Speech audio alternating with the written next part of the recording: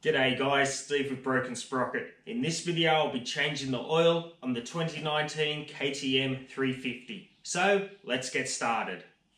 First thing I will need to remove is the factory skid plate.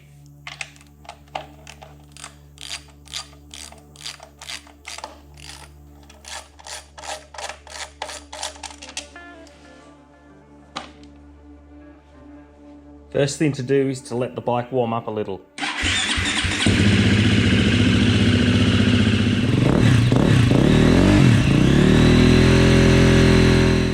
Now with the engine warm, just get a 13mm spanner and remove this bottom sump plug type bolt. It does have a copper washer on it, so make sure you don't lose that copper washer.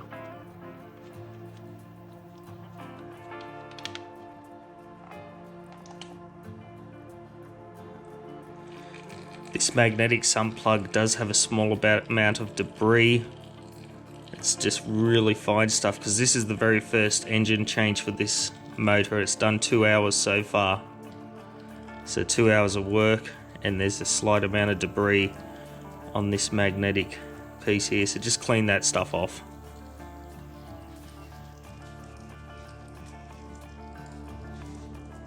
The second bolt you'll need to remove is this one here, and it holds the screen filter. So it's also 13mm.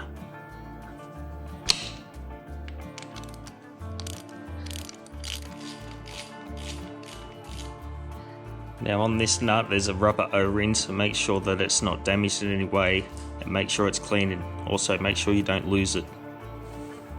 Now with a needle nose pair of pliers, just gently remove this filter. Okay, on this little pre-filter here you can see very small amounts of debris. Like I said, this engine has done 2 hours and it's the very first oil change. When I did my Suzuki, when it was brand new, it also had some of this, and then it never had it ever again. So the very first oil change is very important. Just clean the rubbish off with a clean rag and get an air blower and just blow it out. Make sure everything's really nice and really good.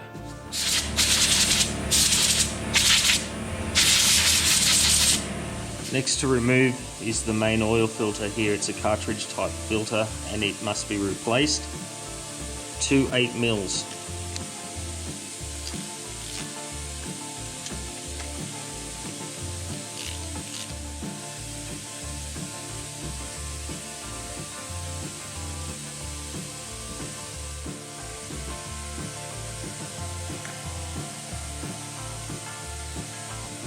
Should come off with just a little bit of a wiggle. And there's also an O-ring on this, so clean it up, make sure the O-ring's not damaged before you put it back on.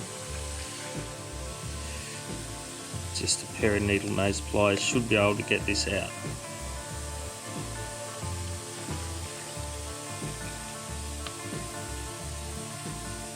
While the cartridge is out, I like to just get in there with a clean rag, wipe any excess out, make sure there's no debris or anything that's sitting on in there. It's good to check inside this oil filter, check for any debris or anything that's in there, but there's nothing in this filter, so I'd say the pre-filter and the magnet had caught any loose debris that would have been circulating in the engine. So that's good. Now while the bike's like this and all the drain plugs and stuff is still out of it, it's a good time just to check and tilt the bike up and down to make sure there's nothing else kind of coming out.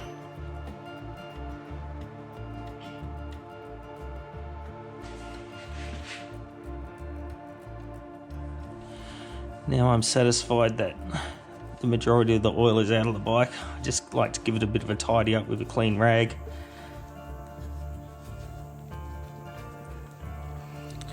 Okay, this little copper washer was the one with the magnetic sump plug. Just give it a good clean, make sure there's no snags or nothing in it, because if there is, it will start to leak and it will need to be replaced. And reinstall this sump plug back in.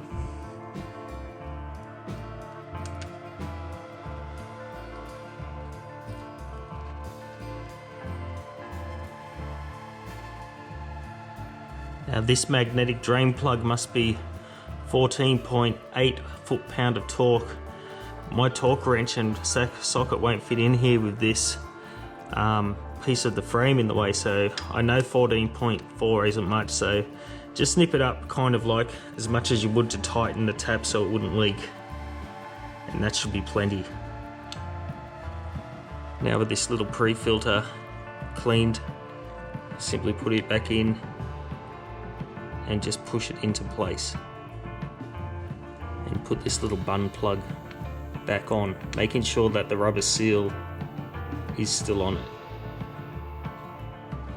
Now this one must be tightened at 11.1 foot-pound, and I can actually torque this one correctly. Before I put the filter in here, I'm just going to put a little bit of oil inside it. So I'm going to tip the bike onto its side so that it won't just drip out everywhere.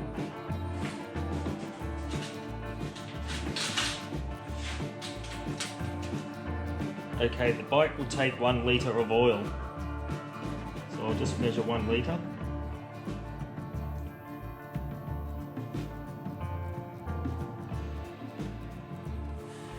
I'm just going to put this funnel in here so I don't get rubbish everywhere, and I just want to put a little bit of oil inside here so that the oil filter can soak into it a little bit, sort of bleeds it.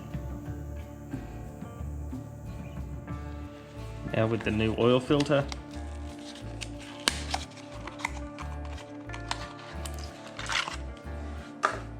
just slowly put it in.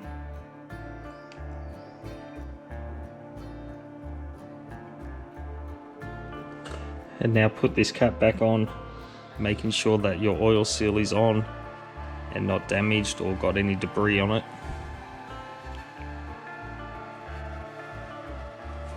I always like to screw them in as far as I can by hand. That way I know that the threads are good and they're not cross-threading or damaging anything.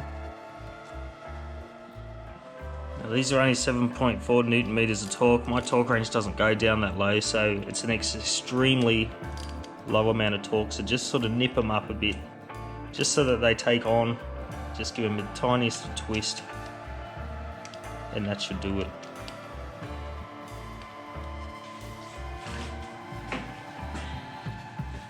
Now on the other side of the bike you'll find the oil fill cap.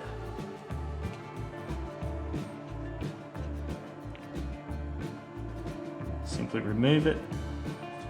I like to use the funnel just so I don't get oil everywhere. Then pour the remainder of the 1 litre of oil inside to the bike.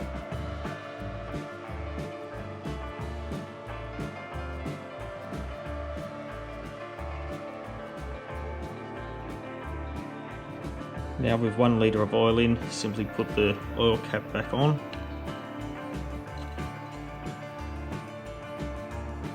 Okay, there is a sight glass on the side of the engine, and inside that sight glass has a small circle, and the oil should be in the middle of that small circle.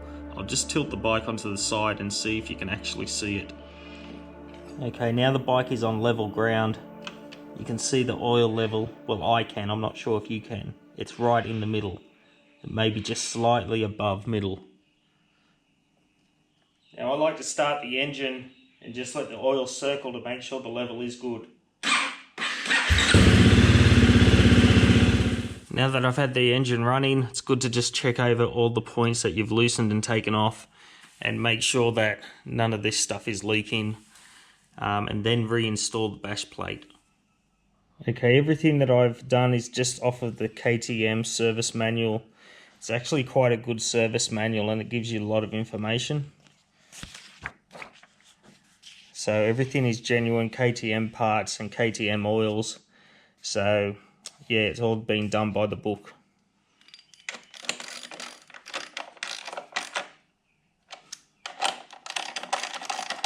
Watch this video next, or go to the Broken Sprocket video library and choose another top video. If you're not a subscriber, hit that subscribe button. After all, it's for free and guaranteed to make your day 20% better. If you're already a subscriber and you're having a bad day, just think it could have been 20% worse. You can also follow Broken Sprocket on Instagram. So, I'll see you in the next video.